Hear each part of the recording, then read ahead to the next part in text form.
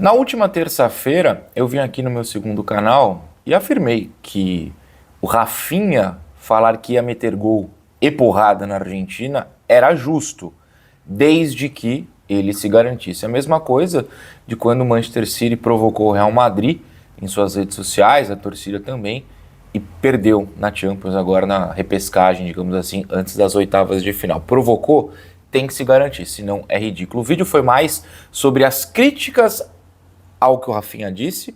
Eu sigo afirmando que o que o Rafinha disse foi justo, desde que ele se garantisse. E ele não se garantiu. O Brasil, claro, tomou um baile da Argentina, 4-1, poderia ter sido mais. O choque de realidade pode ter vindo para os torcedores, o que é um passo interessante. Talvez tenha vindo para a CBF também, segundo o André Rizek, citado no vídeo de ontem, inclusive. Sexta-feira a CBF se reúne para pensar na continuidade do Dorival, mas não veio para todo mundo, né? O próprio Bento, goleiro titular no jogo contra a Argentina, disse que foi meio acaso que eles deram sorte. Isso é viver em Nárnia. O Bento está completamente doido se ele realmente acredita no que disse. Espero que ele só tenha tentado amenizar a crise para a imprensa. Bom, muita análise foi feita, né? Tem aí análises fabulosas, como a do Jorge Igor, por exemplo. O Fred Caldeira também é muito bom.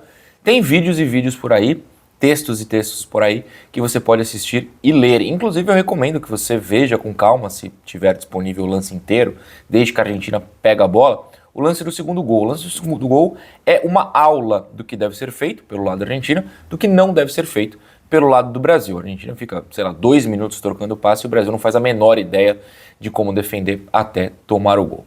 Mas aqui, um dia depois desse Brasil 1, Argentina 4, lá em Buenos Aires, eu vou trazer um texto escrito por um argentino. Porque aqui no Brasil se diz muito, por exemplo, um vídeo do Sormani na Placar viralizou durante essa quarta-feira, dele se dizendo contra a Premier League, dizendo pra gente não assistir a Premier League. Eu nem discordo tanto assim da premissa, talvez do modo que foi dito, mas a premissa é: valorizem o futebol brasileiro. A gente fica olhando lá pra Europa, e esquece do que a gente é no futebol. E aí, eu acho que a premissa está correta, talvez no modo nem tanto, mas enfim. E aí a gente pode descobrir, vamos descobrir junto aqui, que essa ideia de abdicar do que a Europa vê como futebol correto e voltar um pouco ao que a gente tratava como correto e vencia antigamente, não é um pensamento só do Brasil. Na Argentina esse existe. Esse pensamento existe. E a Argentina é atual campeã do mundo. Pensem nisso. Eu entrei num texto escrito pelo Javi Roldan. Ele escreve num site sport.jotdown.es. Que coisa. Mas é um texto bem interessante. Eu realmente não conheço nem ele, nem o site, mas foi escrito nessa quarta após Brasil e Argentina. E eu quero ler para vocês, eu vou botar na tela e vou ler junto a vocês. Está em espanhol, se eu errar alguma coisa da tradução ao vivo aqui, peço desculpas, mas dentro do contexto eu espero acertar tudo.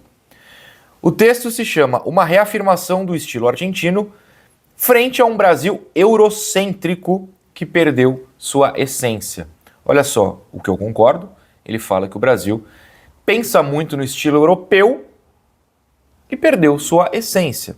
É algo que tem sido dito fortemente, principalmente desde a derrota, a goleada, mas que durante as eliminatórias inteiras tem sido falado porque o Brasil não está bem. O Brasil vai para a Copa. Eu até falei no vídeo ontem. Se perder, vai para a Copa do mesmo jeito. O Brasil não vai perder a vaga para a Bolívia, para a Venezuela. É a menor possibilidade. Mas a crise é outra situação, é você não jogar nada. Bom, vamos ao texto. O Brasil saiu do Monumental de Nunes goleado, mesmo com a promessa de Rafinha de que faria um gol a favor. A Argentina exibiu um futebol orgânico, que atacou, bateu o pensamento eurocêntrico do Brasil. Isso se refletiu no próprio Rafinha, jogador que vive do esforço, da raça. A Argentina se baseou no futebol de Almada, ao contrário. E assim se encontrou. O substituto de Messi se mexeu à vontade, cercado por outros 4 jogadores de meio campo que pensam com a bola. Toda vez que Dorival decidiu deixar vazio o meio campo, uma traição aos tempos gloriosos dos técnicos que o antecederam. Não os recentes, né? Enquanto isso, a Argentina traz orgulho às suas crianças.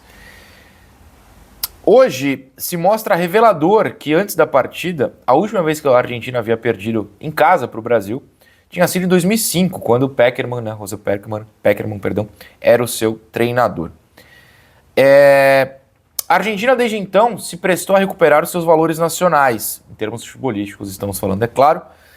Falando também de amor... falando também não. E isso se traduz em amor à posse de bola, a bola em si, e a inspiração ao futebol mais inspirado depois da passagem de Passarella e com a chegada de Marcelo Bielsa. Olha como ele é valorizado, né?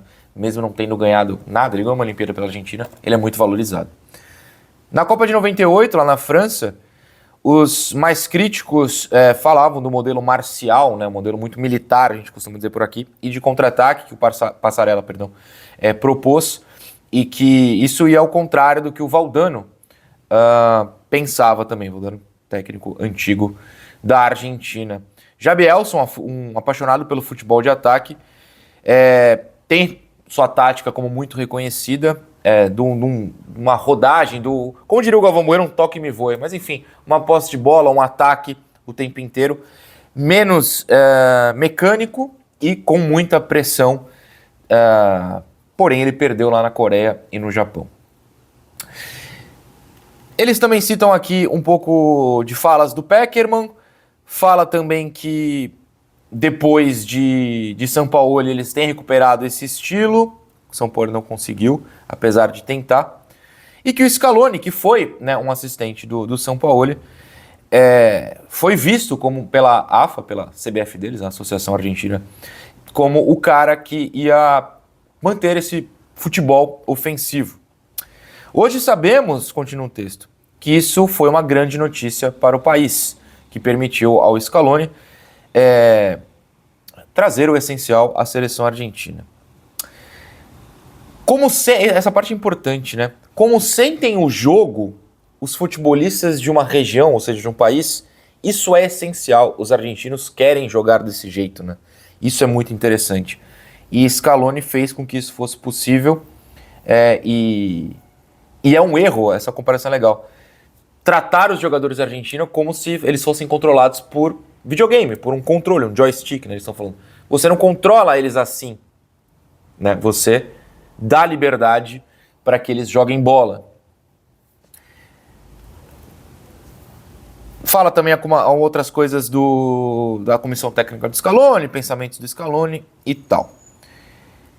Ele fala que o Pekerman teve como virtude entregar o jogo à natureza do jogador, deixando aquela questão de o cara criado em laboratório para ser certinho de lado. O Pekerman também fala que o Scaloni faz com que o jogo seja dos jogadores, que eles joguem com vontade, joguem soltos. Aí eles citam a seleção sub-20 lá do passado, que tinha o Aimar, Riquelme, Cambiasso, caras que são muito, muito grandes no futebol argentino, por mais que não tenham vencido Copa do Mundo. E aí eles relacionam aquela geração do Riquelme e tal com o segundo gol contra o Brasil, que eu falei que para mim é uma aula tática. Vamos lá. Foi uma relação, uma conversa estabelecida entre o Enzo Fernandes, o McAllister e o Almada. Eles armaram um jogo sem se importar, se a defesa do lado oposto estava vazia, esquecia a rigidez tática. O que é a defesa do lado oposto vazia? Porque dizem que o grande negócio é você estar trazendo para um lado, você enxerga o outro lado e inverte a bola para aproveitar o vazio. Não, eles continuaram trocando passes até enxergar a melhor situação. Enfim, aí eles elogiam, claro, o Nahuel Molina, que é quem dá assistência no fim da jogada. Aí eles falam como aquela Argentina também bateu o Brasil no Mundial Sub-20, é verdade, e continuam a elogiar essa situação. Veja que o texto fala como a Argentina se reencontrou com futebol alegre, com futebol de toque, com futebol de drible, com futebol menos mecânico. Isso, para mim, mostra que essa crise brasileira, de agora sermos eurocentristas, a Argentina superou. Claro que ter um Messi ajuda, mas o Messi não começou ganhando, né? O Messi joga a Copa do Mundo desde 2006 e foi ganhar em 2022, sendo o melhor do mundo, sendo driblador, jogando solto na seleção, como ele joga nos clubes. Mas a Argentina venceu jogando bola de um jeito nada mecânico. O Brasil não sai do básico. Todo time no Brasil, estou generalizando, joga no 4-3-3, 2 pontinhas. E é isso. O Dorival não mudou o esquema tático para lá, deixou o meio-campo vazio e com jogadores que não são grandes marcadores contra uma seleção envolvente, habilidosa e mesmo sem o Messi, que sabe o que fazer. O Brasil não sabe o que fazer. A maior crítica ao Dorival, que também era o Diniz, é como que você tem, o Neymar você não tem agora, mas tem Vini Júnior, Rodrigo, Rafinha, Endrick, outros, enfim, e não consegue ter um ataque poderoso, envolvente, de toque de bola, de drible. Como é que esse time é travado? Porque parece que a gente se baseia nas coisas óbvias europeias. O Real Madrid do Ancelotti não é tão óbvio assim, mas é que cada um tem o seu lugar, você não pode quebrar esse sistema. É muito travado, a gente parou de evoluir, parou de pensar o futebol como nós. Eu não sou um grande adepto do morte ao futebol moderno, tudo antigamente era maravilhoso, mas assim, tá chegando num ponto em que o Vini arrebenta no Real Madrid, não pode driblar no Brasil.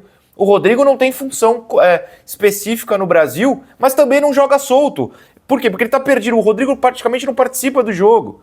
O Rafinha pode ser o melhor do mundo lá, no Barcelona, mas qual a função dele no Brasil? A gente não sabe.